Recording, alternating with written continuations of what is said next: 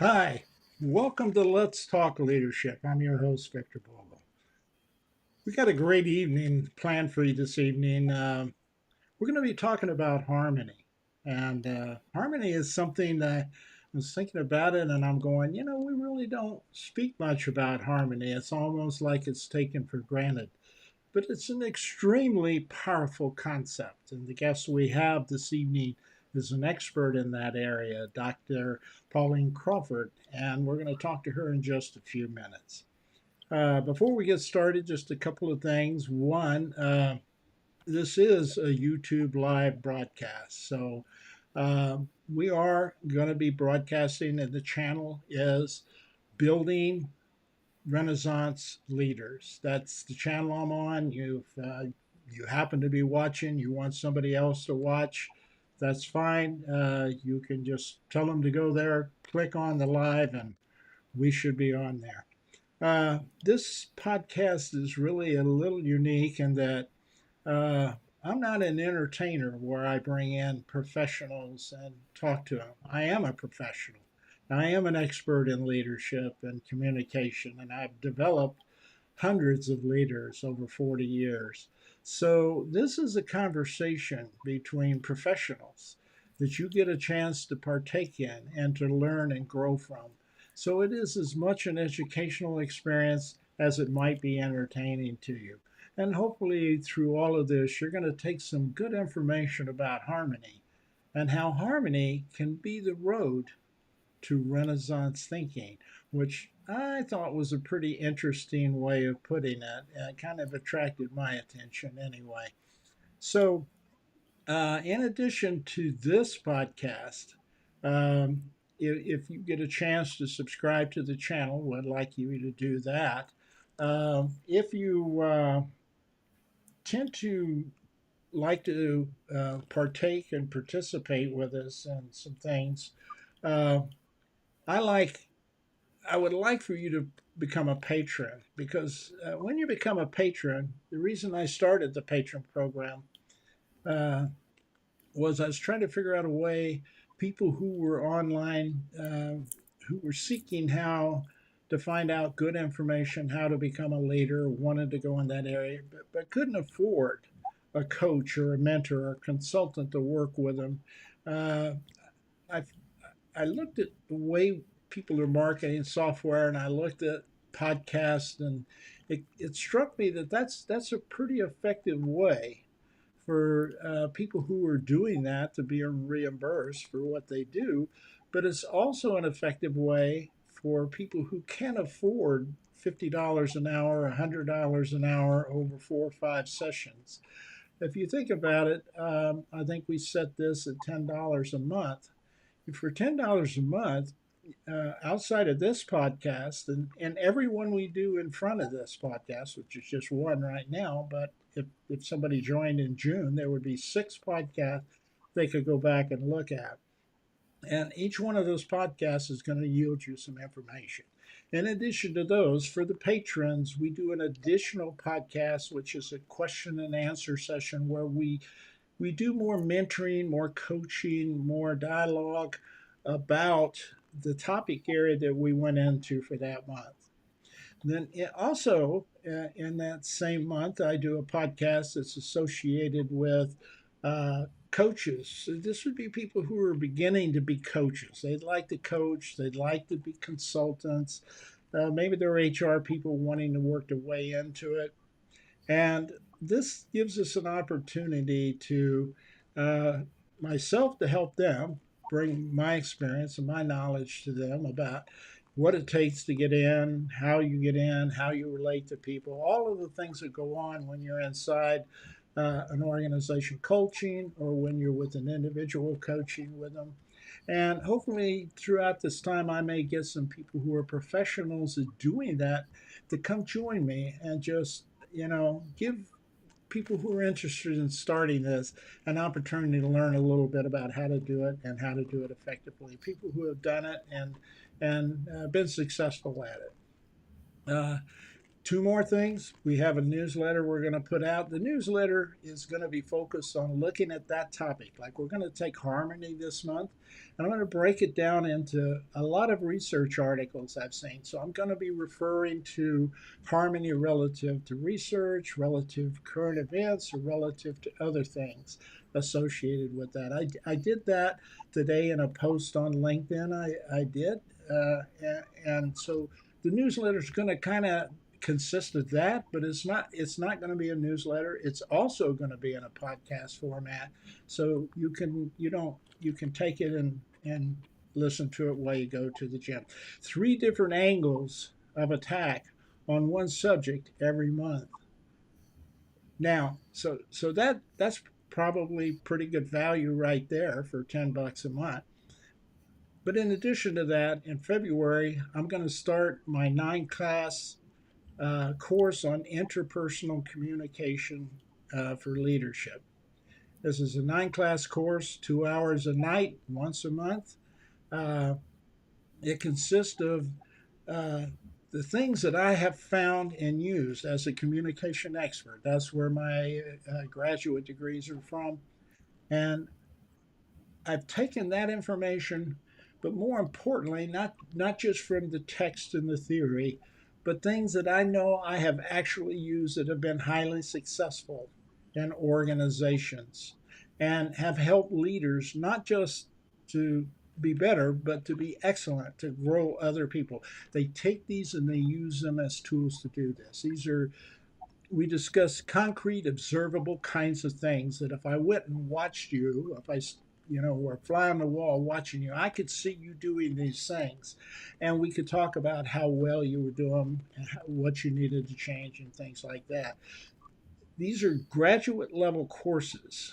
These are graduate level courses, but like I said, I'm bringing the experience, successful experience, handpicking the courses I know that will really help you be successful in that. So I wanted to cover that kind of stuff with you. We also, I would say, here is where you can take your phone, just hold it up there, and it'll give you the website for joining the Patriot program. So all the things I just mentioned are on that program. Just go in there, take a look at it. There's a membership thing. If you decide you don't want to be a member, but you think you'd like to help me with the cost of producing programs like this in the future, uh, feel free. You can go ahead and drop a dollar, dime, or whatever you would like in there. I don't think you can fit coffee in there, but anyway, I like this particular program because I like coffee.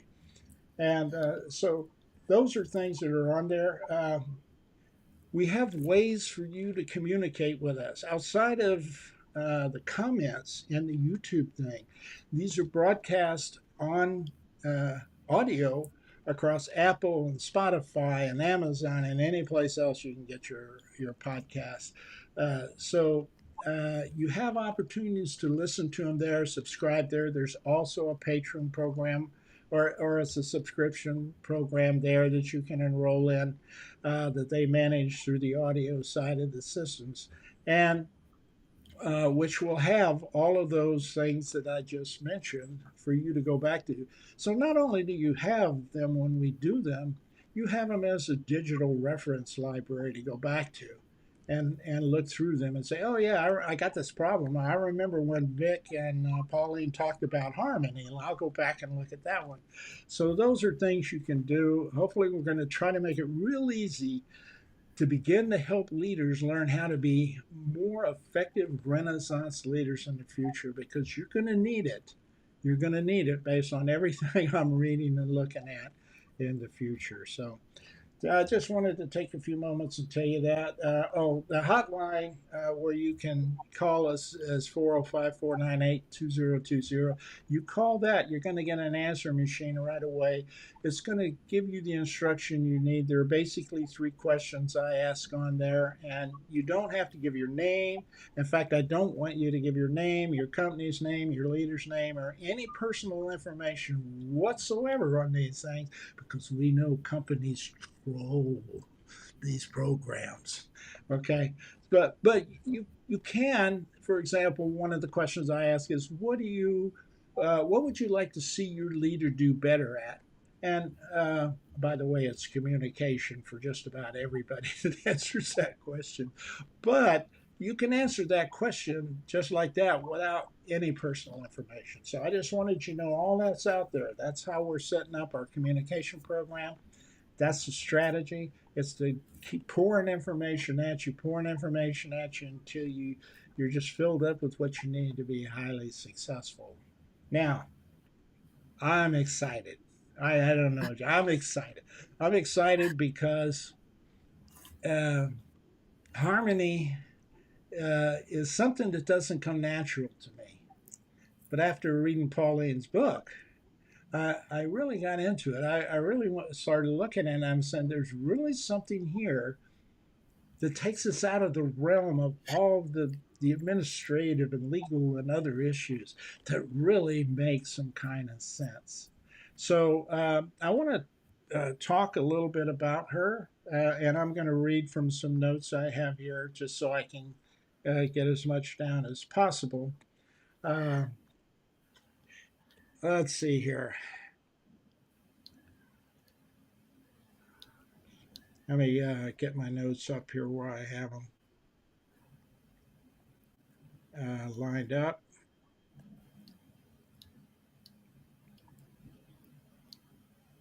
Here we go. There she is. Uh, Pauline, Dr. Crawford, uh, is a visionary leader with about 30 years of entrepreneurial consultancy experience, and she's known as the conversation game changer. But I know her as a lady who does magical conversations, and that's what you're going to enjoy this evening. See, I like that a lot. I like that a lot about her. Uh, she's kind of driven by her 2003 and 2004 workplace culture research.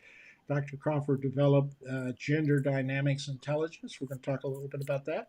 And workplace wellness culture transformation programs. And these are initiatives like cracking the leadership code and real synergy collaboration. Wow. And wisdom circles. Uh, and if she can make me wiser, good luck.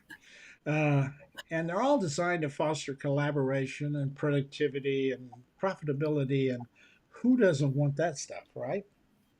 Her recent book, The Power of Authentic Harmony, which I said I read, published in 2023, is a cornerstone for her online master classes, her workshops, and consultancy. You'll see a lot of those on LinkedIn. If you follow her on that, you need to find that. All her information, by the way, and all that I'm providing you will be in the description on the video when we put this out. And also on the descriptions of the audio podcast. These efforts really aim to solve conflicts and enhance productivity and drive profits. Uh, with a global professional career across continents like the UK and Europe, Asia and Malaysia, and the USA, Dr. Crawford's expertise has attracted acclaim from renowned clients such as, I think this is right, this is English, I think, Coutts Bank, Barclays, AstraZeneca, and international entities like the Ministry of Women in the Malaysian government and Youth Entrepreneurship Education Development in Guyana. Okay, so she, she's really dedicated her whole life to uh, what she terms, and this is an important term too, you can't slide it, authentic harmony. Because, I think we kind of brush over it, but when you get done with this podcast, you're going to understand what authentic harmony is all about. And it's and use it as a transformational tool in businesses, inviting men and women into a renaissance of thinking which is a phenomenal concept. It's a phenomenal concept. Yeah, I read somewhere in Gallup or Pew or one of their major research places I look all the time. Uh, I think it was either 55.8 or 58.5%. I'm dyslexic, who knows? Uh, What I do know is it indicated there were more women in the workforce than men. Yet, guess who controls or dominates predominantly everything that happens out there? And I thought to myself, after I read her book, and I've been thinking, I've looked back through my history of 40 years in corporations, I'm going, somewhere I think we missed some fantastic opportunities to optimize half or more than half of the workforce to improve companies. And that's what Dr. Pauline Crawford brings to the table, folks. And you're going to see it tonight as we talk to her in this podcast. So let's take a few minutes here and bring her up and see what she has to say. Hold on. There we are. Hey, Pauline, welcome. Hi there, Vic. Victor, this is wonderful. I love all the things you said. And coming from a man with such a long corporate and military background, I love the fact that you've clued into this idea of harmony because you're absolutely right. We have missed so many tricks over the last decades where women have been striving forward to be in the boardroom, in the decision making and over half of the workforce, and yet they don't have the controlling factor. Yeah, it's amazing to me. It's one of the things that when I was thinking about all of this, and we've been talking for a few weeks, and I've been thinking about all of this, and I'm going, what a challenge. I mean, I think back since the beginning of time. I don't care. Pick whatever timeline you think it is, Yeah, okay? But it's thousands of years for sure. Uh, yes, you you think about it. There's always been this perception that for some reason there were two categories, one for men, one for women, and those categories were focused around nurturing for women and the person, the man, he was the one who went out, got the food, and protected everybody, and yes, all of that, and that's predominated the thought process today. Today, we have in America anyway, we have legislation that says you can't do that. But guess yes. what? We still do Happens. that.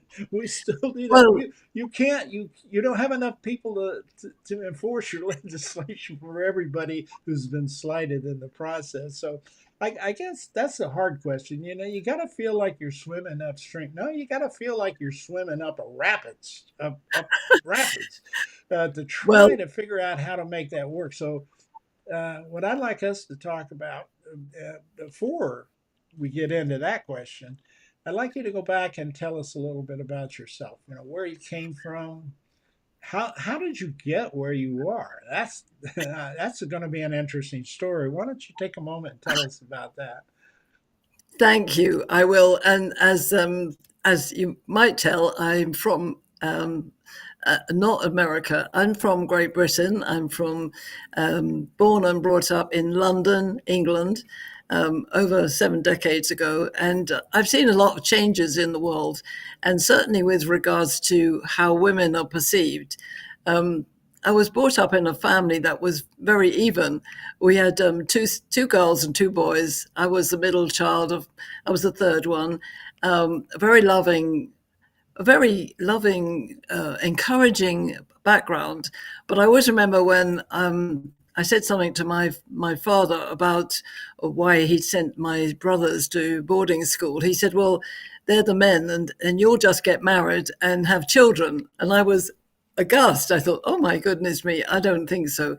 Now, I did get married and had two children, but I also wanted to do more with my brain and my creative energy.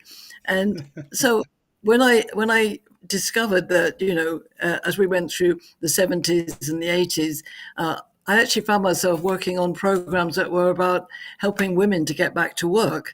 I was in the world of image. I had started a consultancy helping men and women, but mostly women, to dress to suit their confidence. And as I watched people, I thought, this is so interesting. Why is there such an imbalance between men and women? And fast forward, working in the corporate arena with corporate art, this was still apparent in the 2000s, in the 2010. And in fact, I always think that around 2008-10, when Lehman Brothers went down, that was when I first sort of seriously thought, yes, now we have to tackle this subject differently. And that's really when I started thinking about the imbalance and the fact that women were so talented, but the system was created by men. And I think now, really, right up to present day, and all my experiences in Malaysia and traveling, but the pandemic really was the big the big bridge that has stopped everybody thinking about the past in the same old way. And I have been saying to women and to men never wanted equality. So women have been fighting for equality for 100 years officially, and we've got certain rights, we've got certain changes, and that's great. But now we need to talk another language. And that's why I'm very much in favor of putting equality behind us, not ignoring it, it's still valid, but looking at harmony as a progressive coming together of all the talents. And so for me, that was the crunch is when we went into lockdown, it gave us all an opportunity to look at the game again. And the game needs to change. And so I think I'm not berating men at all. I think they did what they needed to do. And now we need to utilize every single talent out there and understand what harmony actually means. Because you said harmony isn't always easy. Harmony for a musician is always about several voices. My husband is a musician. But if you look at the corporate world, the voices of men and women have never really got into harmony because they've been fighting for equality. Mm-hmm. So that's really the first point of order for me is that if we desire harmony as a progressive, positive, productive way of engaging everybody together. So it's different to, oh, I've got to engage my employees and make them happy. It's actually a progressive principle for success. And especially with all the uncertainty we live in and AI and God knows what's coming down the line, I think we have to really utilize our personal human traits much more and not make women like men and not make men like women. Actually value the difference. Viva la difference. That is that takes a conversation. It does start with communication, but for me it takes a magical conversation where we actually step outside of our old judgments of the past, saying, well, that's the way it's always been, so we have to do it the same way. We can learn from the past. And I believe that with harmony, especially authentic harmony, we will actually maximize every talent at the table. But we have to step outside of our past because otherwise we get into danger of saying, yes, but, we can't cope with women being at home. We can't cope with them dealing with families. If we start saying that, we're never going to get to a new place of harmony. So that's been my progression. I started off in a harmonious family. I always wanted to have it everywhere. And my desire is that we learn more about ourselves and really understand the value of synergy as well. So as you know, synergy is a multiple of all the parts. The whole is more than the sum of the parts, where you have to include women and you have to include everything in a woman's life that comes with it. And that is really the journey that I look at with men and women, is to help them understand there's a new map, there's a new landscape that we can sit on, talk on, be on, and actually, fun enough, we get better business, Yeah, which is yeah, a business. yeah. That's interesting because I'm thinking back over the many years. I've had women bosses, and and when we would go out, it's kind of like I would get cornered by some guys, and they go, "How's it like to work for her?" And I'm going, "Why would you ask that question?" And it's the same thing as any other boss I'd be working for.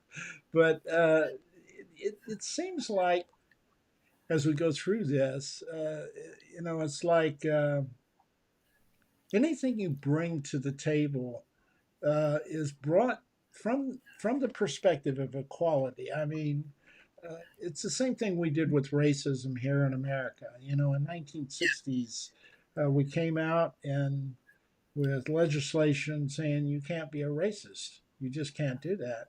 And despite the fact we have, I can't remember anybody I could cite that we jailed over it, but we've certainly levied millions of dollars of fines over my career and lifetime. And I've handled many cases in corporations like that. And yet here we are today. We still have the same problem, which I find interesting because, and why I think your approach might be an interesting approach because uh, we, the idea of trying to be an equal carries a lot of different criterion around it that, different influences, different variables that impact it. Uh, when you talk about harmony, it's like when we're talking about um, collaboration or things like that, or we're talking about leadership, or we're really talking about the individual, and we spend Well, a that's lot right. of talking about individuals and those kinds of things. So there's a couple of things. One, you're pretty much answering the question that I was going to ask anyway, which was, how are we dealing with, what's different about what you do that we deal with the other side. So Well, the I, first point I want to make is that instead of being equal, we can be unique. Because I always say we're equal and different. We're unique. ah, And the thing that hasn't changed, like all the effort to have quotas of women, give women the right to be this and that, is we didn't change the mainframe.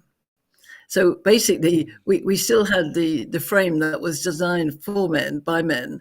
And I'm not saying that's right or wrong. I'm just saying that's what is. But women do things differently.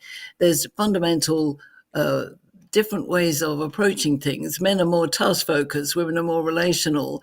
If you put them all on the same old plan, then it becomes more challenging to be different. And I always think that it's about valuing our uniqueness as individuals, but becoming um, collectively unified, which doesn't mean we're all the same. yeah, but that kind of makes sense if you think about it. It isn't till just recently we had a predominance of women in our legislative systems. Okay, there's a predominance of Yes, women. At least there are in one house, one side of the political party, and I think the other side is getting there too. Take them a little bit longer, but they're making that transition. Uh, the the so the framing, I think, is interesting. I never thought about it until you just now mentioned it. The framing was basically framed by men, and yes, and all the it legal was framed aspects were.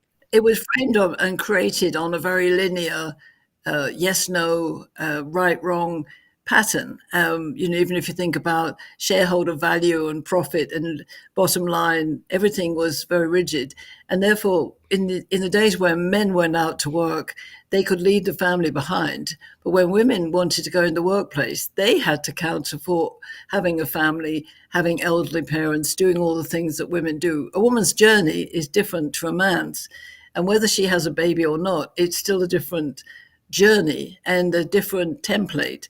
So my our thought about harmony is that if you take the orchestra, you put different instruments into the orchestra in order to create harmony, and the framework is laid down. All the instruments play their own part in the score, and the conductor brings them all together. But Hmm. in business was very male designed.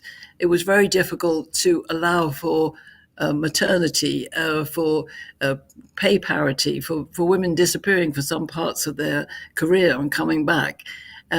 And I believe, although there's more than 50% women in the workforce, the top echelon is very small in terms of women in charge. I think Sure. the number of CEOs who are women in the Fortune 1,000 is like less than 10%, if that. So that's where the imbalance is. And I believe that we use all the best of the past, but we create a different philosophy and a different map in which to use all our talents. And then we'll find out that harmony creates fantastic sustainable business and sustainable life. Hmm. Yeah, as I think down through, all of the cultural things that that we have that brought us into that realm from the religious side, and Oh, yes. however you do that, it was like, the woman is subservient to the man, and and and that's not all of it. I mean, you can go in and find other verses that talk about other sides of that, but most people ignore that. They just focus on that one as it goes there. So as I see uh, how I remember approaching women for so many years, brought up in the boomer years. It's just not anything that allows uh, someone to be who they are and to Yes. exhibit what they can profess. And I'm going, what, I look back now and I go, what a wasted opportunity. I mean, I wonder Oh, where absolutely. we could have been through that period of time. So then that got me thinking, well, so how do you do that? So that's how I bumped in to your program. And we got to talking about it, and so I'd like to talk a little bit about that, if it's okay. I'd like you to kind of Yes. share. Yeah. So if we put up your your archetype model, can you kind of walk Well, us through? Because I'll yes. go ahead. Well, I'd like to first of all show them the value creation cycle Oh because yeah. we Okay. now this There is we go. very important because this is a philosophy that it comes from a Buddhist principle, but it's very much common sense. The only person in your life that you can really control is yourself. And though getting to know yourself, getting to know your strengths, your weaknesses, your pluses and minuses, understanding all your experiences, that's the me. And if you really understand that you are unique, then you go and walk into every relationship with that uniqueness. So, all the relationships in your life in that blue arrow are really important because they're with your mother and father, your brothers, your sisters, your uncles, your aunts, your colleagues, your bosses, the people at the supermarket, the other people on the everybody that you come into contact with. Is it a good relationship or a not good relationship? Whatever it is, this philosophy says that you're in charge of it. You're in charge of the responsibility of how that relationship plays out. So, whether you like your female boss or you don't like your colleagues, the part of the program there is the philosophy that you're working to understand your differences and similarities so that you can become the red arrow, which is the collective entity you're in. That could be your business, your nation, your community, your family, but the collective entity, the we, the world, is the goal. As opposed to the world controlling you, the idea with this cycle is that you're in charge of yourself. And a lot of people don't believe that. They believe that everything else controls them, including the government and the tax and the IRS and their father, whatever it is. My view here is, and this is the basis of the program, is we're looking to energize your natural innate talents and everything you've done in your life in order to serve other people in those relationships and create the collective entity. And we do this through understanding that each of us creates value and that we do that without judgment or anger and coercion. So we'll come back to that at the end because that is really the magical conversation. The main goal is that the me is very unique. So I'm different to you, Victor. I'm different to my husband. I'm different to my colleagues. How do I find out about myself as a woman, as opposed to you being a man, of different generations, different nations? And that's where I started looking at the archetypes. I started looking at how come I'm rather a logical, tomboy sort of woman. I like to use my head a lot, and I see other women who are different to me. And when I look at men, I realize they're different to women, but they're not all the same. So I started looking at myself, my own journey, to try and work out what was going on with other people. So I designed what I call the gender dynamics archetypes. And we can take a look at those now, because really it's a very simple framework in order to do complex things, which Yeah, is but life. before we go there, I want to tell you an interesting story. So I was rummaging through stuff, trying to go, what could I show? What can we do? And I ran across something that happened in 1985. And you'll like this, and your husband Jimmy, if he were here, he would like it too. Uh, it was 45 or 6, if you count a couple of people who were putting it together, musicians who got together in 1985 to do one song. It was Michael Jackson, Lionel Richie, just a whole, everybody who was popular, Diana Ross, everybody who was popular during that period of time. They all got together to support world hunger, was the original goal. And then that mushroomed out into so many independent, different, where they took the Yes, song and just took it into different charities. Or and anyway, it's interesting because the song is "We Are the World," and yes, it's exceptionally harmonious and caring song.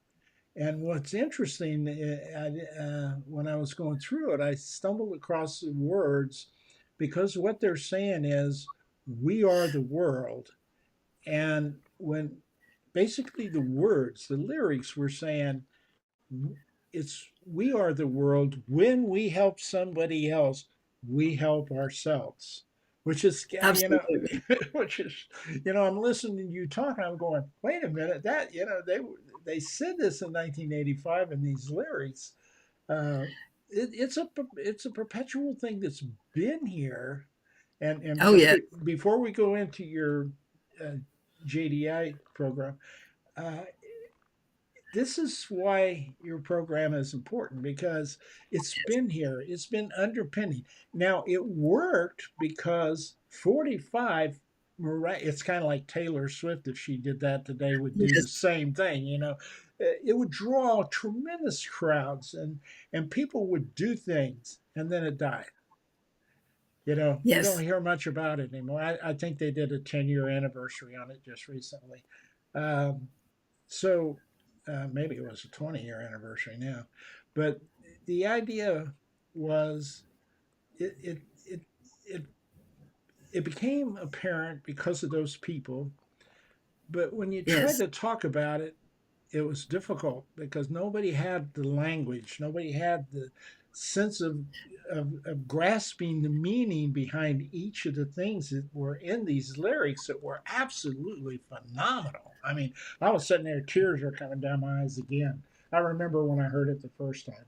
And that's what I think your archetype program is providing, the things like emotional tests. I think I asked you the other day, what's the difference between, say, what you're doing here and emotional intelligence? Why would we do that? And you had a pretty good answer, something along the lines of emotional intelligence. You can explain it better than me. yes. Well, let's explain to everybody watching and listening.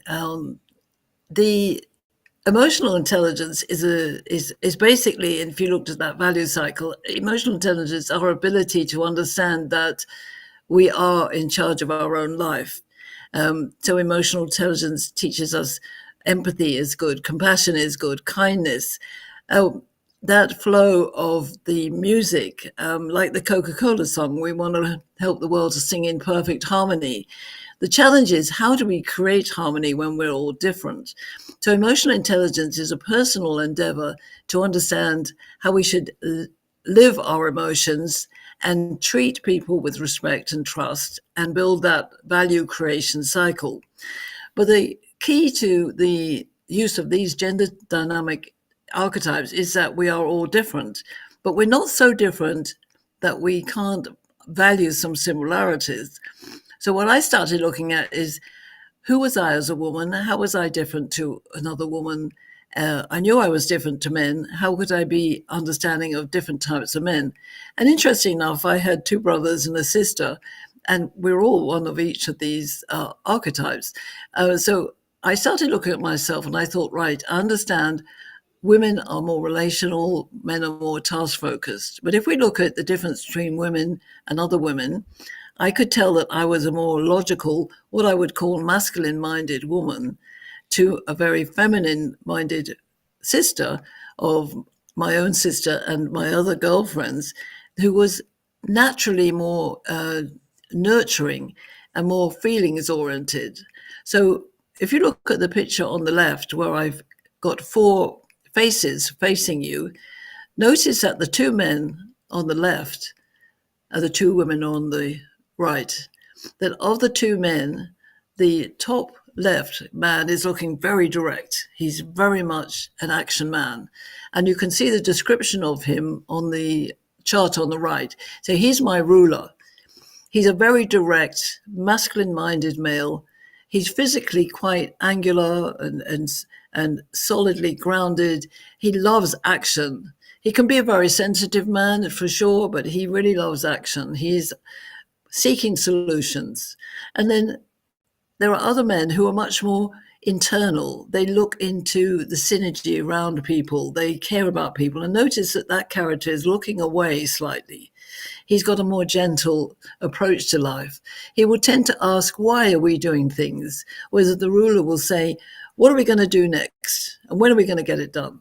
So when I looked at the men, I could see them very obviously that the ruler was one of the main instigators of the male world that we live in. And the servant leader, somebody like Nelson Mandela, the more gentle gentleman, he often got hounded by the ruler saying, gosh, you've got to be more manly.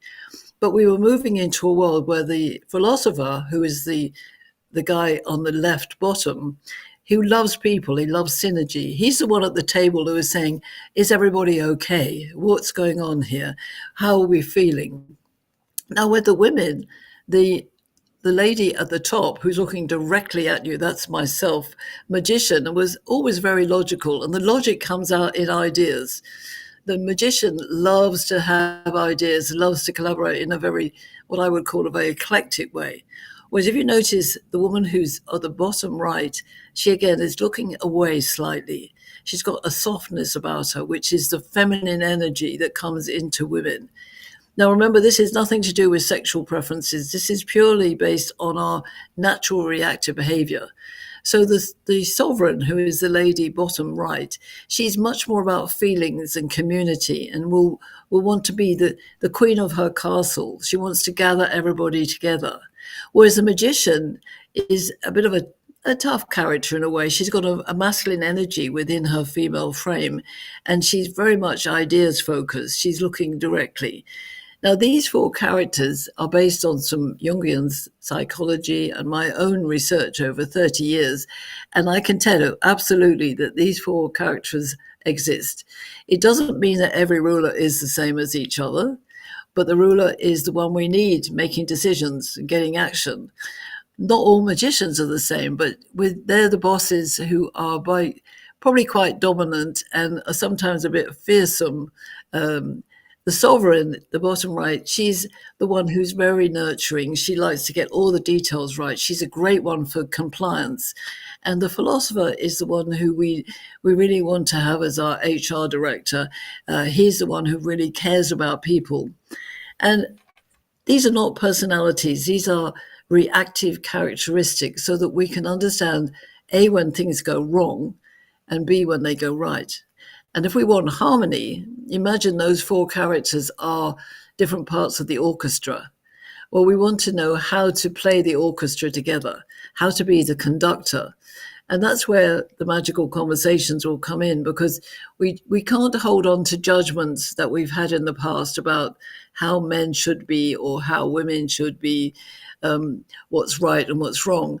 It's about accepting all the instruments into the orchestra and looking for their best characteristics.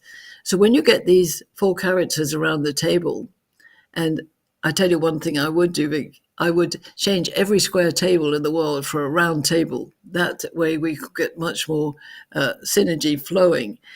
But we have to understand there's different reactive behavior styles. And that's where it fits in with being high in your emotional intelligence. Because when you have very good emotional intelligence, you can accept the differences around the table and you're more likely to listen and to be able to contribute without contradicting other people. So if you think of where dissonance comes from, where, if you like, disharmony, disruptive behavior, it usually comes when people only see the world one way. That's their way. And then we've got problems because every meeting we have, there's more than often likely to be diverse people around the table. So that's a starting point to understanding these four characters: two men, two women, two are more masculine minded, two are more feminine minded. They're the natures are reactive behaviors. So this is baseline. So obviously there are lots of other diversities that come in, like generation or sexual preferences or uh, nationality, Sure. ethnicity, color. What I'm aiming to do is to get past the arguments. So, for instance, the arguments around racism, for instance, we get stuck in the conversation at one level. We never get to harmony because we're resistant to the beliefs that we have at that level. And I'm not saying the beliefs are right or wrong. I'm just saying get beyond the stuckness of a belief and look at what's really true. We're all human beings. We're all human miracles. We've all got a heart and a soul and a mind. When we get hurt, it hurts. And that could be a knife or physical abuse, or it could be just that horrible critical voice at the business table. I see. So let's go back here. Let me ask a question or two. Um, Yes, okay, because I see, as I was measuring myself, I see myself more down there into the philosophical guy. If I look at these four categories, you basically have them into masculine, feminine, and uh, the male female role. So I'll be down in the lower left hand corner, uh, probably more down there, maybe between that person and the philosopher and the ruler. Uh, but is there is are there women who fall into that philosopher role, and are there men who fall into the sovereign role? And because I look at this and it's not unlike uh, um, I used to issue there are several of these out there, but I used to use something called what makes your team tick. And when you issue that assessment, you pull out preferences that that person yes, has for, they either want to administer, they want to create, they want to innovate, they want to administer, they want to be detailed, they want to be more open-minded, uh, and so when you put your team together, if you had five people on a team, you could end up with five people who want to be creative and nobody wanted to take the details and do anything with them. I kind of yes, see that a little like this. Now, what I like about your process here is it talks about relationships and not tasks. See, what makes your yes, team tick is about the tasks that people do and which ones they kind of prefer based on supposedly their personality. But that part of it, I'm not sure is validated as much as I just like to take what you said and go do something with it versus someone else saying, hey, listen, once I have the idea, I don't want to mess with it anymore. Somebody else take it. Those are tasks results ending kinds of things.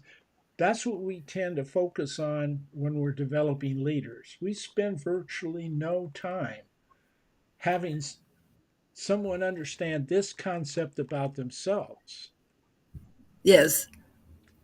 And what I would like to mention here is that getting the job done, what you were saying, is a task. The basic difference between men and women is that men are more likely to do tasks by saying either or, yes, no, straight line thinking, whereas women will get a task done through relationships. So that's general, very general research on male biology, female biology. Now, that doesn't mean that women can't be task focused or men can't be relational focused, but it's about where is the preference. So women generally work tasks together by collaborating with men and women, but especially women together. You'll find that women talk more, we chatter more, we're more likely to do things in a circular motion. You know, when you start looking at the basics, female biology is very circular, it's very menstrual. We think and feel in circles. And I'll give you an example of me. I'm very logical. I'm very in my head, but I have this emotional template which is circular because I'm a female and I have all those other bits. And I even get annoyed with myself because I've got that because I want to stay logical and be task focused like a man. Yeah. Now, men generally and biologically are much more singular. The brain is more singular in the way it works. There's a lot of brain studies about men's brains being very more linear than women's. So, if you like, the biology of the body is designed to do the job that body has to do. This is why men don't have babies and women have babies. It's not just because we've got a womb. There's a whole functionality around the menstrual cycle, the nurturing capacity of women that is fundamental. And I've done a lot of research asking groups, how would you as men define women? How do you as women define men? But also how do men define men and how do women define women? Now, the word nurture only comes up in a description about women. So Mm-hmm. women about women, men about women, you'll find the word nurture. You don't find it in any of the accolades that women and men say about men. No, hell no. Why, man? What? You couldn't be a That was man no, if you had to be nurturing, right? there you see. So if you like, the whole idea of bringing nurturing into the parlance of business speak would seem an anathema to men, but actually it's a natural part of women. Yeah, yeah. So there were certain aspects, and that's what I look at. Is my tool is the only one that looks at gender and behavioral continuums. So I would use my tool with a disc or a strengths finder Right, or right. personality. It's not in isolation, but it is the one thing that defines the baseline for men and women. And of course, we know there's a lot of contention about men and women Mm-hmm. um, from both sides, I have to say. A lot of women who can be quite aggressive about what they believe women should have in terms of women's rights. Um, and I think, again, going back to my idea that if we change the equality agenda to harmony, then we say everybody is engaged, but we're engaged with different priorities. So for my work, my end goal would be that the business world values nurturing, Mm-hmm. kindness, love, all those what might be deemed as soft female words in the business parlance. And then I think we would start moving towards a more harmonious end result. Yeah, I was just thinking while you were talking, if it's your perspective. And if I could take one word out of organizations that I think would help them, it would be competitive. For some Yeah. reason, we perceive that you have to be competitive to succeed, and competitiveness in itself uh, starts dissecting people. It puts you in one category: you're either a loser or you're a winner. And and so Well, when go ahead. well, I'm just going to challenge you on that. It's like everything. If we said competition is bad, we would never have the joy of celebrating something that we achieve. It's actually the way we deal with it. Now, take a football, and I'm talking about British football. But anyway, Oh, how dare women's you? football. So it's soccer or football. But if you have a Okay, men's team, okay. playing men's team, there's a victor. Sorry, your name. Somebody wins. There's huge. They go over the top. The other teams slide away. Oh my God! You watch the women's football. When the women's football win, the winners celebrate and they go and hug the losers. Hmm. I mean, instantly. I know men do that eventually, but if you look at it, there's a different energy. They still competitive, but they are applauding the winner in a different way. And I think that's what we need to do is to understand the priority of values. It's like in business. If you said, well, shareholder value is the only thing that matters, we'll never get to a new place of understanding Hmm. abundance or prosperity or something where we share things more. So I think we can be competitive and celebrate in a more abundant way. Yeah, I think competition. I think you're right from that perspective, and that's a good critique. I think I think the problem I have with competitiveness in business is the controlling factor associated with it. You know, Yes. it's not a sport where you have some variables, and when you're done, everybody goes out and has beer. Competitiveness in business becomes uh, well, another term for it that's not very nice is cutthroat. You know, Oh yes. it's like when I see leaders, it's one of the dynamics that I'm trying to put forward to people about paradigm change for leaders. That if we don't do something about it, we're not going to be able to go forward in this very complex and very difficult to manage world. Where things are happening around us continuously that we're not competent to grasp and handle. Um, but it's kind of like we spend a lot of time teaching the task related things. So if you took an Yes. Amazon and you ask, um, what was the purpose for Amazon to start with? You know, when you started business, when you started your business, you have a purpose. Uh, Yes. if it got to a point where you scaled into billions of dollars, it seems like the purpose changes. Yes. You lose that focus on why you were there. You were there to service a need that somebody had. That's exactly how you get it. Jeff Bezos was very clear in one interview I saw him do, a newscast interview, and the newscaster kept pushing at him. You know, kept saying, "Well, what about this? What How come?" He goes, "It's real clear. I want to give people what they want, and I want to give it to them as fast as I can get it to them, and the least Yeah. expensive. I don't care what it is I give them. I'm not picking and choosing.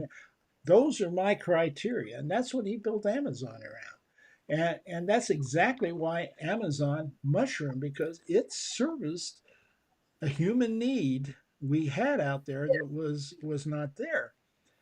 Now, you can reach a point in an organization where that organization uh, that purpose moves from what Jeff was saying to shareholder equity. So your purpose Yeah. now is no longer getting me the stuff as fast as I can and enjoyable as that I want as fast as I can for the least cost. It's But now we're in the movies. We're going to charge you more for the movie, and you're beginning to try it to make money as opposed to service your need, and that's where I see corporations stumble. And I think this is because, as I look back over my 50 years of looking at business and being in some significant corporations, as well as mom and pops on the street, Main Street people, they lose that sense of why they began Yeah. as they scale and as they try. It's like it becomes not so much the need to service as the need to do better than I did last time, do better than the guy next door, do better than anybody else in this industry. uh, I sense it where like guys like Elon Musk, you know I try not to judge. I'm just astounded. It's like if it isn't something. I think the latest thing was where he used a pretty vulgar word for people who criticized him for a comment he made on Twitter or X, and it was like I don't care. Tell him not to be. And going, nah. Well, That's yeah, that's the competitiveness I'm talking about. And my problem I've found is as we develop leaders, as we begin way down here with people we're bringing into the yes, leadership roles, we don't spend much time talking about the kinds of things you're talking about. yes, How do you get to know somebody? So there's more to just male female relationships in your program.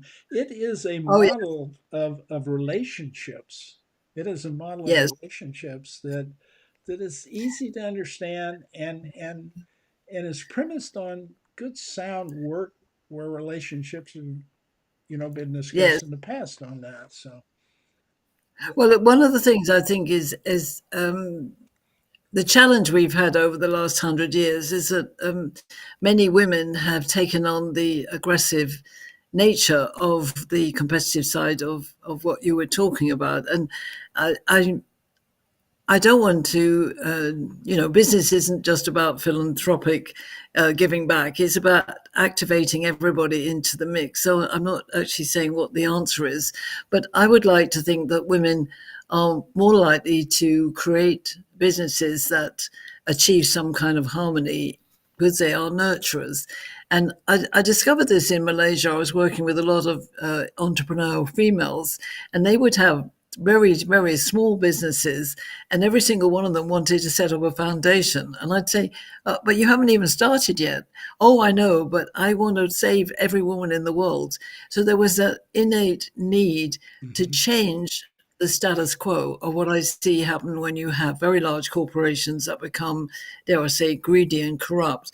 And how we change that and embrace a much more harmonious healthy outcome, which is sustainable growth and business and shareholder, all this stuff, but it actually achieves a healthy life because, we do have a lot of issues to deal with, and we do have families, and we have responsibility for the older, the baby boomers, and those of us who are heading that way.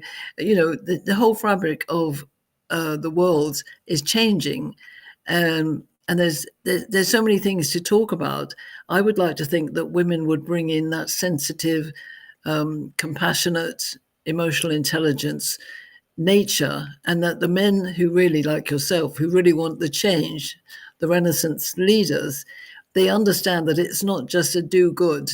It's a much more it's a much more sustainable model, an ecosystem that involves everybody.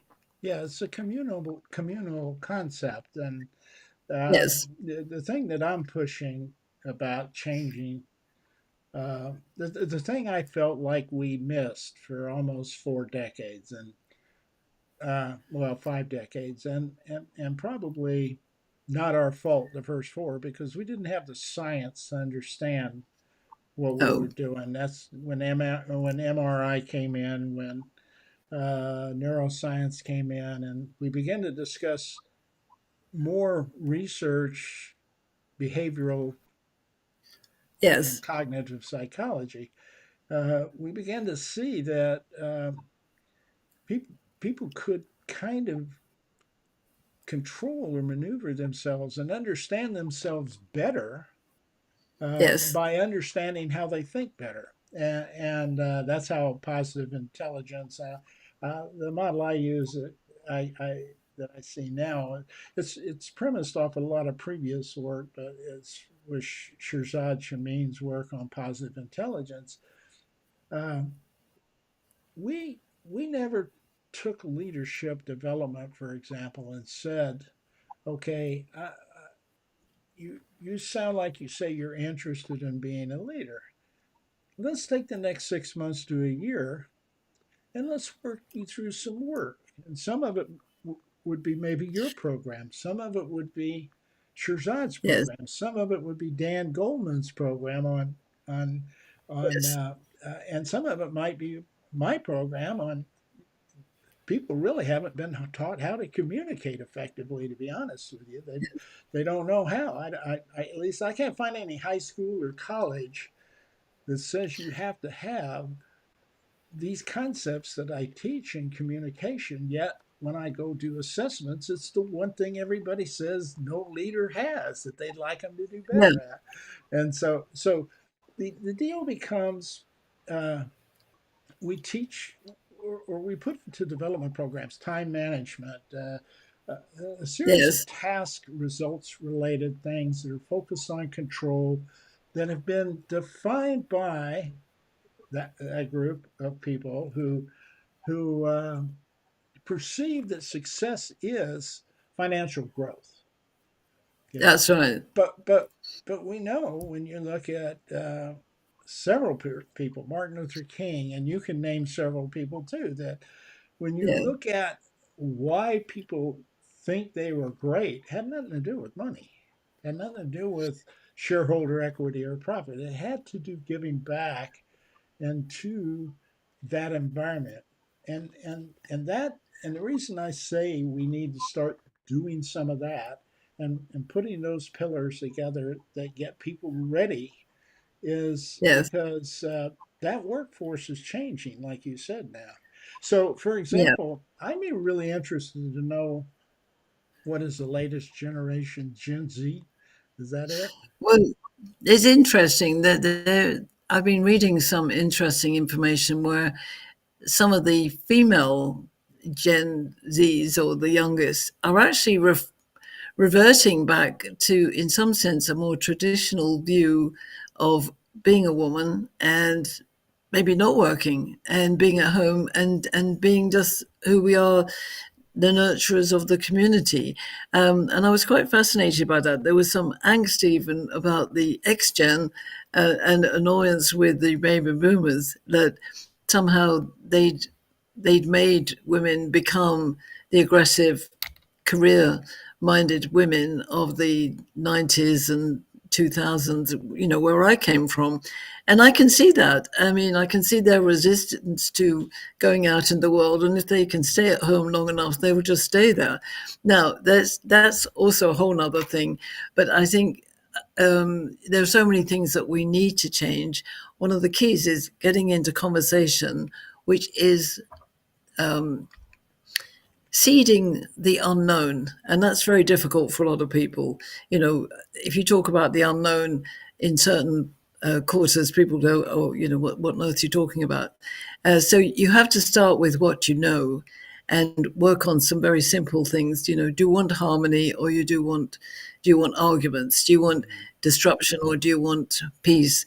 And get people to understand they've got a creative value inside them that can be released, boys or girls. And I do a lot of work with youth. And I think that's where we need to focus our attention, because they're looking out at some parts of society and going, don't want any of that, boys or girls. And I think we have to go back to the human miracle. We're all human miracles, and we need to honor that and not create a world which is destructive, which is what we seem to be doing at the moment. So that's my philosophy at the moment. Yeah, well, I think you're right, but the thing that I think is the barrier right now is uh, is the resistance we have to push through. But it's the idea, for example, that um, I think I read just read an article on from Forbes saying uh, that there's a perception out there that people are they're they're wanting a sense of value more than anything.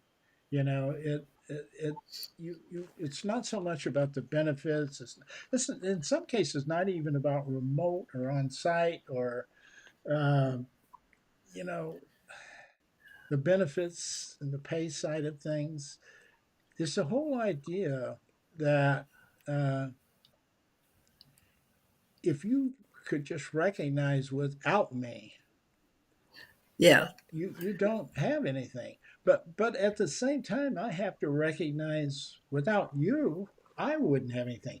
So this relationship issue you're talking about, if we take it out of the realm of the business side of it, who's in control of what, and talk about it in terms of how, if we got together, how could we maximize this thing so that it doesn't just help you, the boss, make money, but it Yes. really helps me. And as we do that together, and they're excited about doing that together, and we're Yes. really ramped about doing that, guess who else we help? We help the rest of the world. And that goes back to the very thing I told you about We Are the World Yeah. song. If it if we Well, take off from that that, is go ahead. yeah. That is the key. Is if we're going to do things together, we need to understand what we bring to the table. And there's the gap in our education that a lot of kids don't know. They think it's a piece of paper or the test results. It's not. I do a lot of work with my clients about what's your natural gift as a boy, as a girl. What did you come into the world with? And most people don't know what that is, but we all have a gift, and it's what we do so naturally. We negate it. So what I do is I do this wonderful exercise. I get you to go and ask your best friend, what is it I do so well that why do you like me in a way? And it's all there in ourselves. We do something so naturally that it's part of our personality, our character, and we don't get it divined at school. School is actually taking it away, but that's a whole nother conversation, really. Yeah, But I think allowing girls and boys to be at the table equally. If you look at the playground, is how do we play with each other? We know in the playground we get on with certain kids better than other kids. The girls are different. We get on with different girls and the boys, and then obviously we hit puberty and other things happen. But it's all about how we play together with each other and what the intention is to come together to make. And I believe everybody has something that makes them excited. And that is what we want to tap into so that you bring the excitement together.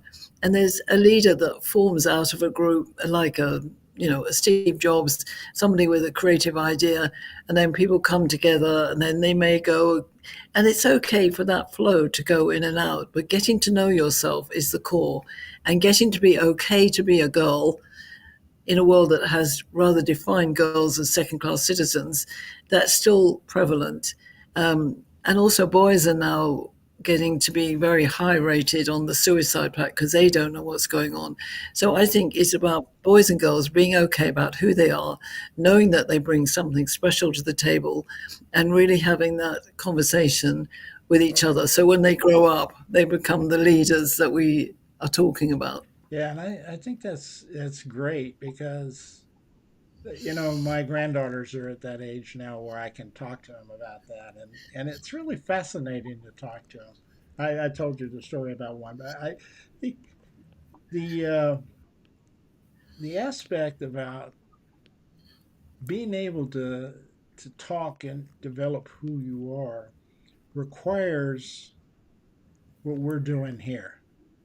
Yes, Seeing each other and being able to connect and communicate uh, using facial features, using body posture, using all of the things that yes. we're not really taught how to use effectively to communicate, but we do them, still do them. Oh, That allows us to identify and feel comfortable with them because I have watched my granddaughters grow up, and as I'm watching them grow up, I probably didn't do this as well with my kids. So I'm sorry, kids, but with my granddaughters, I am seeing them experience this whole thing about in the beginning. There's no judgment. There's no inhibitions. There's no I you know no, I enjoy being who I am, and now as they get into secondary school, high school, all of a sudden you start seeing the yes, controls come into place. and you're just wishing it Yes. wouldn't happen. You're wishing, hey, who cares? Be who you are. Do what you like to do. But I agree, and I think that's, to be honest, that's the biggest takeaway for me about all of this work that I do, is to be okay about who you are, but understand that everybody else is going to be different to you, and seek to really value that and understand and have a joy in discovering the difference. So don't get worried about whether you need to change gender or whatever it is. Just be okay with who you are and really understand your natural gifts and what you bring to the table. And if we embrace that as a philosophy, the value creation, it's very powerful. And in the communities that I work with who actually embrace that, there's no there's no fighting, there's no problems. There's lots of healthy debates about ideas. It's not all sort of happy clappy, but it actually is always positive. It's positive intelligence, it's gender dynamics intelligence, it's emotional in intelligence, but really valuing human beings being together. And that's the main thing that we need to do now. okay, now before we get out of here, uh, I got to ask you the question. So you we've talked about a lot of this. We've talked about a lot of things, and so if you take that archetype and you take that definition of the archetypes and we sit down and I go, I have that problem where there's just we're not coalescing as a Yes, team, and I can see that maybe females are feeling that even more than the males are in the deal. And yes. maybe they're different things. But anyway, I'd like you to come in and help me work through that. How do you do that? Where do you start? Well, it starts by helping people to identify where they sit on the map, because we have a vision, So once we know I'm a magician, I see through my eyes. So there's a lot of exploration on the map about relationships. Um, you can do it one on one. I have a lot of times when people come with a one on one issue with somebody, and you don't even need to bring the difficult person with you. You can just understand, oh my God, I'm a philosopher. That's how I see that person.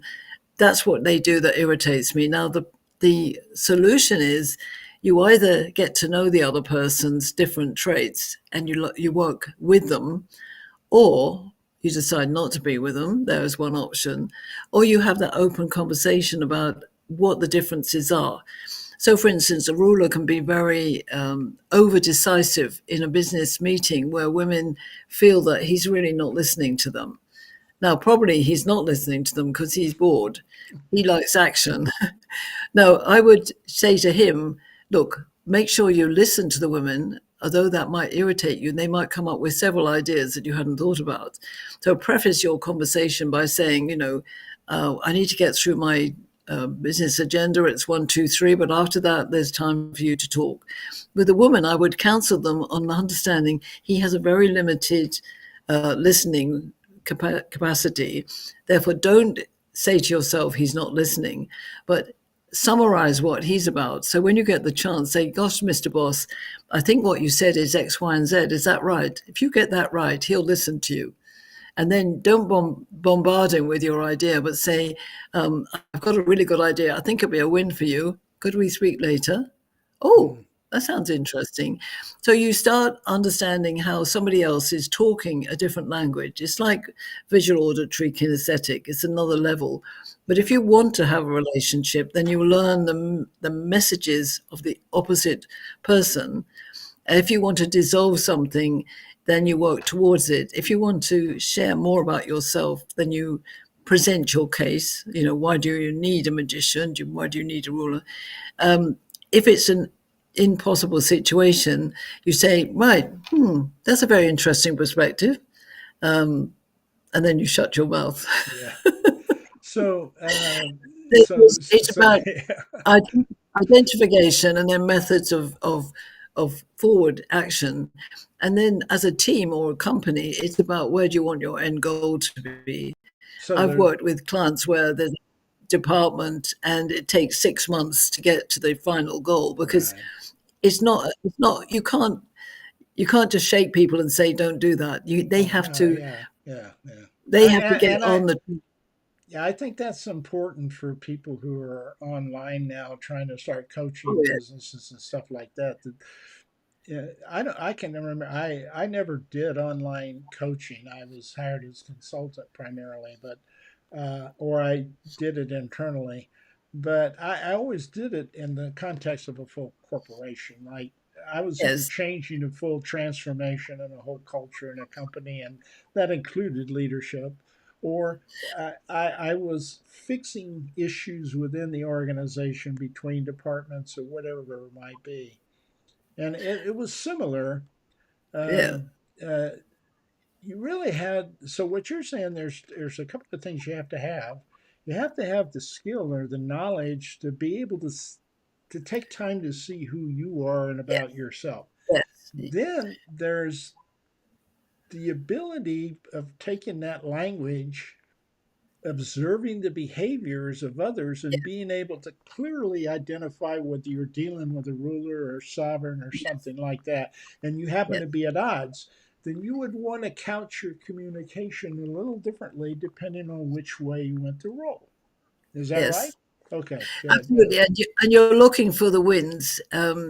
I'll give you an example. I had a case with a client who, male, he didn't get on with his female boss who was head of school, and he said we just are so different. And I could see he was actually a philosopher and she was a sovereign. But I said, okay, well, what's the one thing you've got in common? And he was saying, oh God, I don't think anything. I said, education, Mm.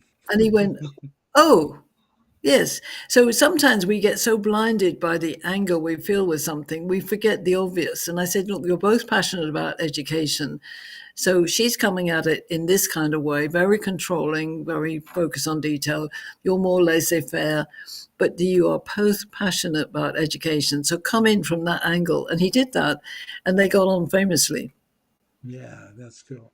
So what we that's my little clock saying stop, but Yeah. I'm not stopping because we're on a roll here.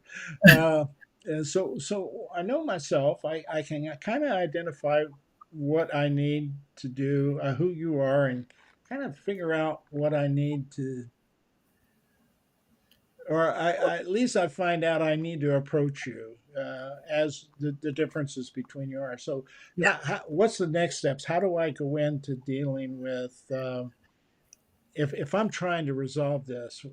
How am I going to do? This would be I can't Well, afford to bring. I'm a restaurant manager. I can't afford to bring consultants in here, and I got these two people that are bickering. And I ran into this all the time, but it's well, interesting now. I would probably take a different perspective at it now.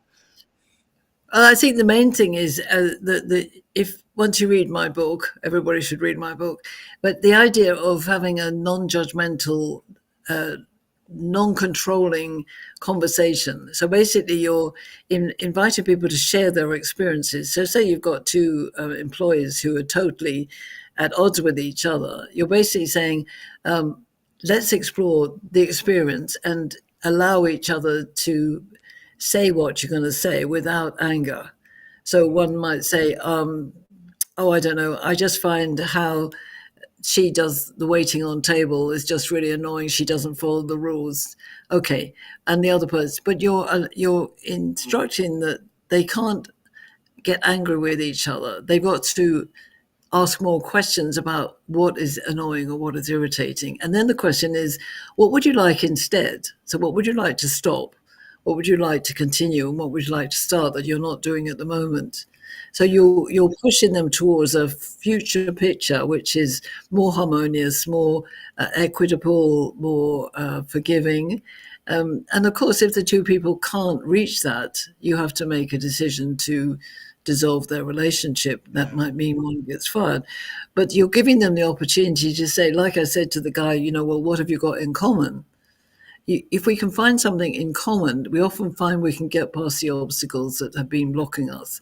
mhm, So it's a matter of being tactical about it.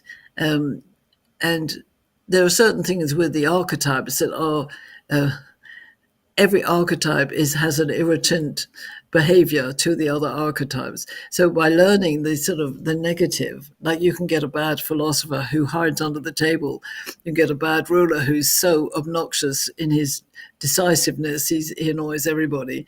You can get an annoying magician that's always doing 10,000 things instead of the one thing you wanted to do. You're right. And you can get a really annoying sovereign who's trying to control you when you don't want it. So it's understanding there's a good and a bad on every character.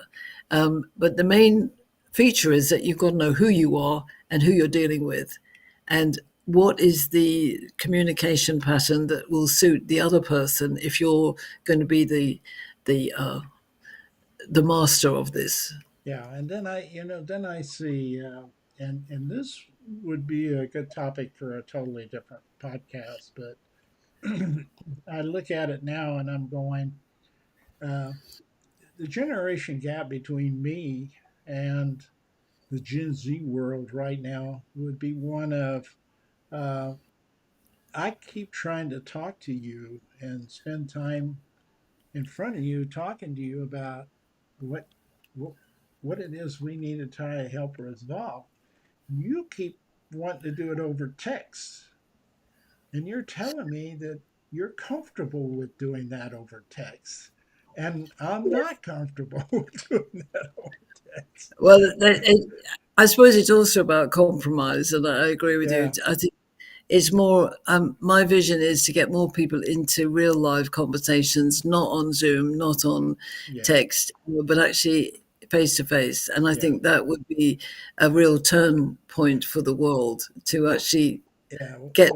What I discovered from that interaction I had was actually they can they have reached a point in their language where that symbolism that emojis are, uh, sends the right signal to them. It says, "Yeah, I'm mad at you. You know, see that little red character? I'm mad at you."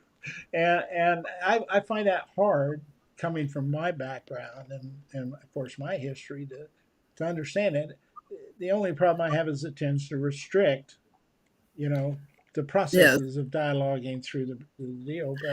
But it's I find it interesting. We are pushing time here, but Yes, I think I think we let's you said we you could had we could talk forever, but we need to wrap it up. yeah I think that we have a huge potential to do some more conversations together, Vic, because the the nature of conversation is something that a lot of people don't understand. Even they don't understand communication, well and I so know many that. people don't even understand what they don't understand. You won't get any arguments out of me. You have some points you'd like people to take away here. That I ask everybody who comes on to the podcast to provide some points, and the criteria I use is it needs to be observable. It needs to be behaviorist, basically. Something I can concrete, something I can observe that I could go watch you. If you did this, Yeah, I would see you're doing it and we would see some progress from it, something you could take back and actually try and use. I would caution people to be careful too much about getting into interpersonal relationships if you haven't experienced that, or you're yeah, not comfortable. I would lean more towards saying, "Hey, Pauline, come help me do this one a few yes. times before before I do I it." look forward to anybody needing that help. But let's look Yeah. at some of the takeaways for the Okay. business. There you go. The first thing in a business arena is to make sure that you identify leverage strengths. So if it's your gender dynamic archetypes, but to conduct some self-assessment. But understanding people's strengths, as we've talked about, is really going to be taking time out to foster a balanced workflow where everybody contributes. And that's the key word, everybody contributes, male and female. So let's look at the next one. So the communication style, we've talked a lot about communication. The action is to conduct those self-assessments, but identify team types, because the benefit will be that you've got to get into those conversations to understand where they come together. Like we talked about, when somebody's difficult or not difficult or just different, I think that takeaway looks the same as the last one.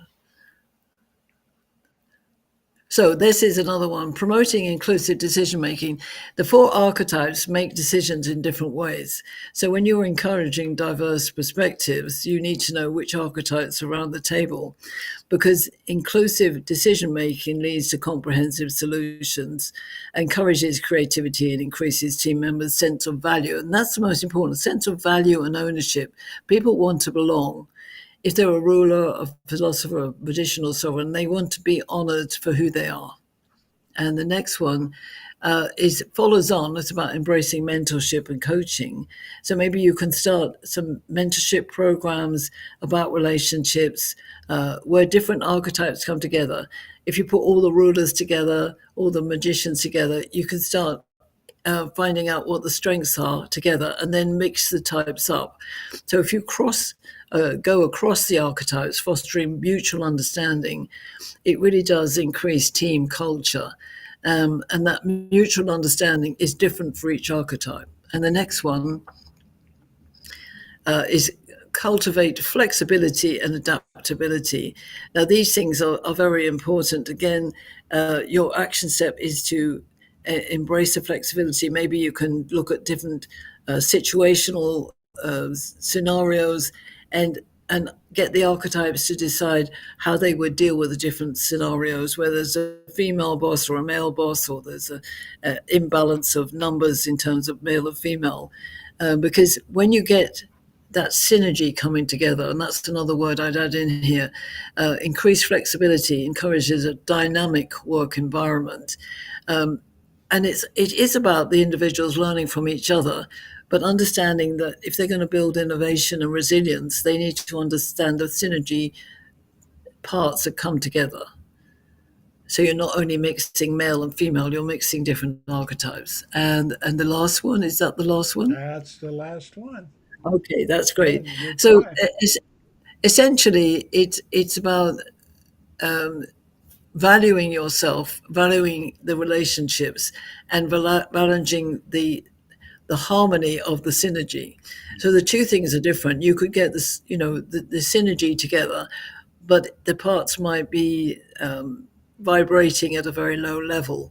The goal is to get the orchestra playing the best piece of music for your business. Kind of And makes you vibrate inside. Yeah.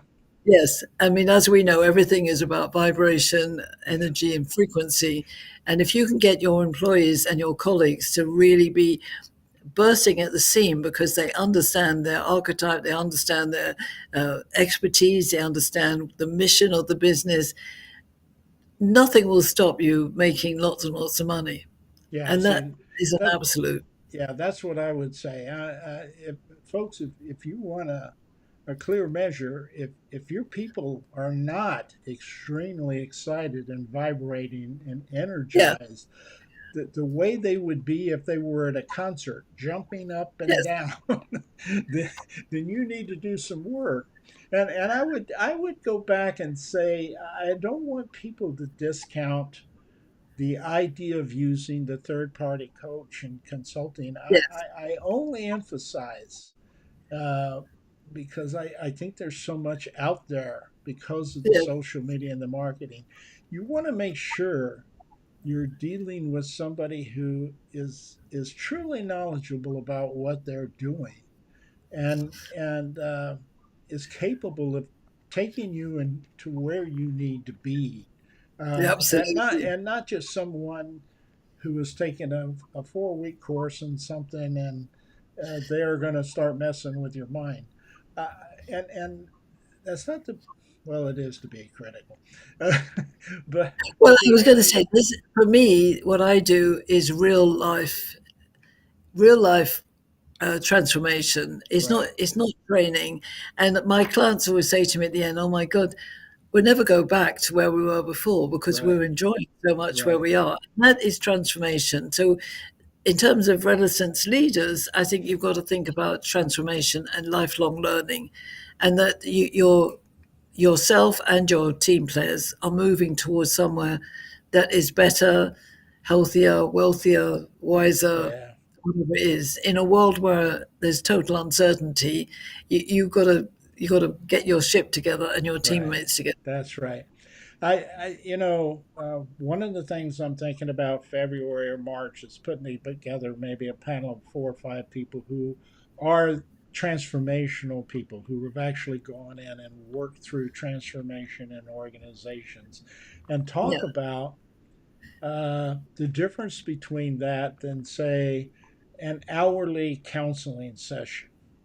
Because yeah, there is a significant difference between, because you're spending hours, days, weeks, months, and sometimes years in yes, transformation processes if people are being successful at making that transformation.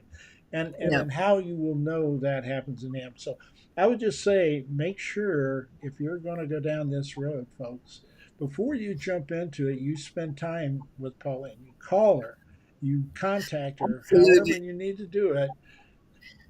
You're going to have these kinds of magical conversations like we just had that open your eyes, that you want someone who can help you and truly has the purpose of the goal in mind as opposed to the revenue in mind. That's one of the key criteria for selecting the right consultant. It's been a pleasure.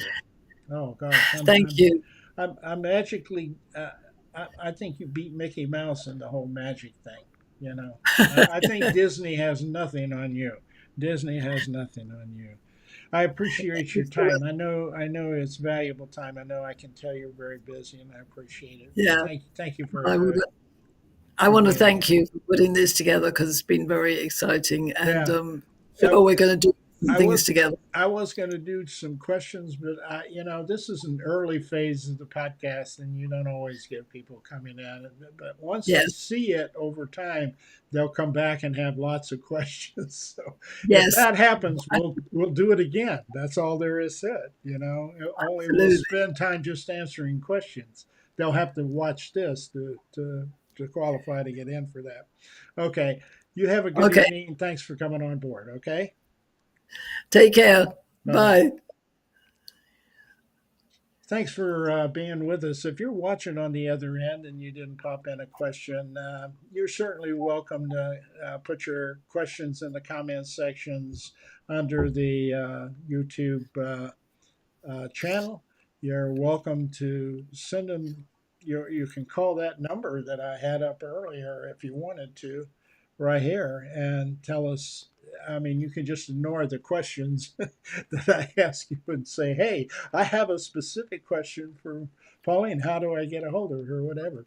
So you're welcome to do that in the process, and I appreciate anybody who is hanging around. This is going to go out on to LinkedIn, Facebook, all the basic social media sites. It will be put into a podcast within the next day or two. I don't think I'm going to have to do a lot of editing with this one at all. And so that should go out fairly quickly onto Apple and others, and I encourage you to share that. Don't forget to make sure that you subscribe and join the channel. And look up that partnering program. Again, it's here. It's called Buy Me a Coffee. That's going to have a lot of valuable information down the road about harmony and any other topic area we do on the podcast. All right, we're going to let you go to bed and go to work tomorrow, and you're going to go try to be harmonious. Until next time.